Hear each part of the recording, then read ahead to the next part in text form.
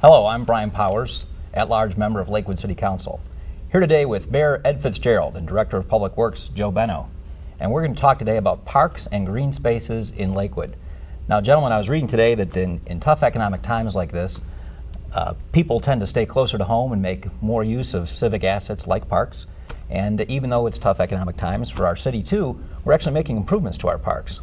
Mayor, can you tell us a little about that? I think that is true. The economy is pretty lousy right now, and people are looking for low-cost alternatives to have family activities.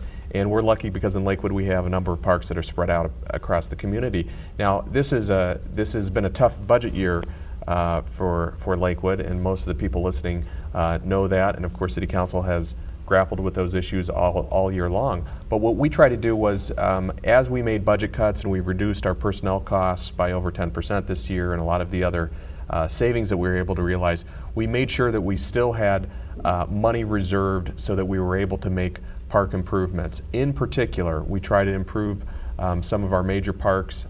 Madison Park got significant improvement this year.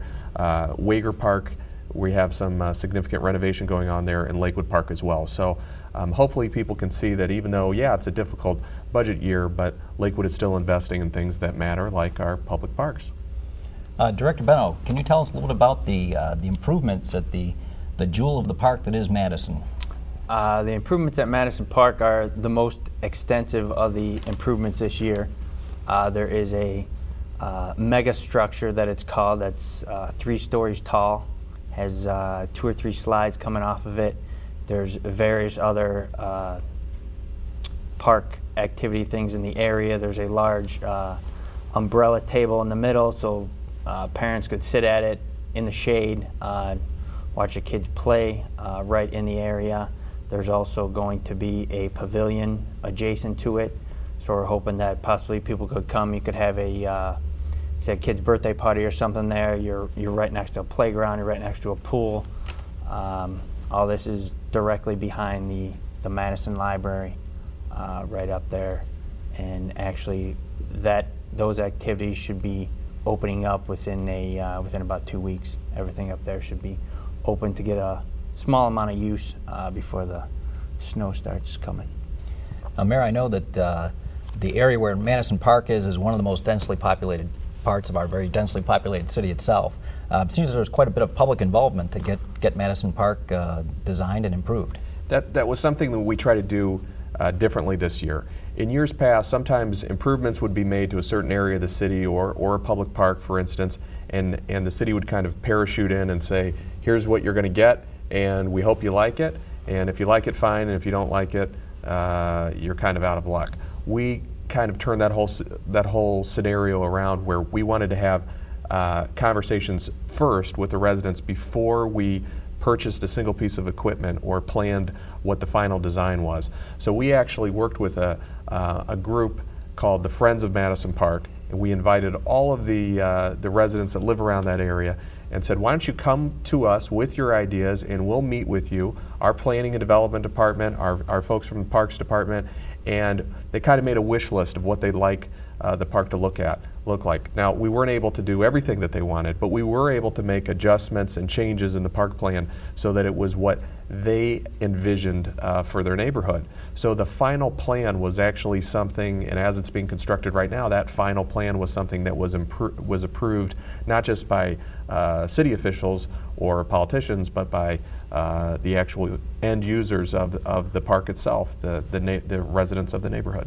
So it sounds like a lot of public involvement, and then we had experts from the outside, of course, who know all about parks and helped us put together something that's really world class and cutting edge compared to other parks in the country. It's very appropriate for a community of our sort. I think so, and we tried to then replicate that same idea with Wagar Park. Before we went out to Wagar Park, we've got some improvements that Joe can talk about, but before we made the improvements of Wagar Park, we tried to follow the same model. We met with the residents first and said, here are some options, why don't you tell us what you think and make suggestions about how we can improve things.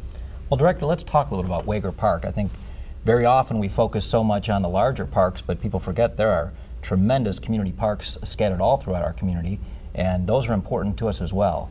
Wagar, we've got some big improvements on the deck here.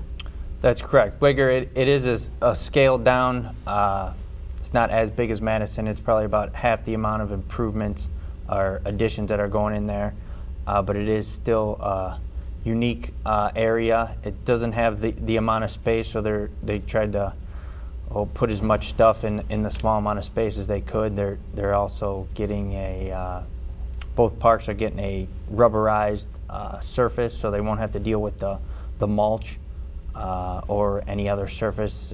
Most of these surfaces have like a 20-year warranty, so there's very little maintenance on them. And I think that for the small size that Wagar is, the residents of that area they'll be very happy with what's there, and it's probably the only time that an improvement has been made with new equipment there in 30 years or so. Can you tell us a little bit about what's going to be there in this park?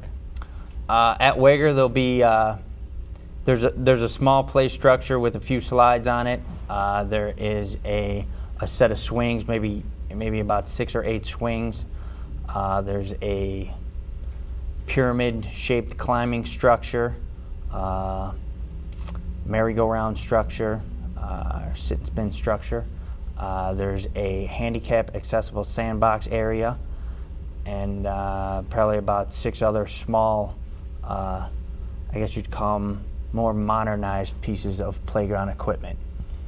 And what's the construction schedule? When are we opening up the park for residents' use? Wagar is under construction right now. They are in the process of installing the equipment, and that should open maybe in about, I would guess, about 3 weeks, 3 to 4 weeks. They'll have all that equipment in. That's about a month worth of construction at Wagar Park, which just started about a week ago.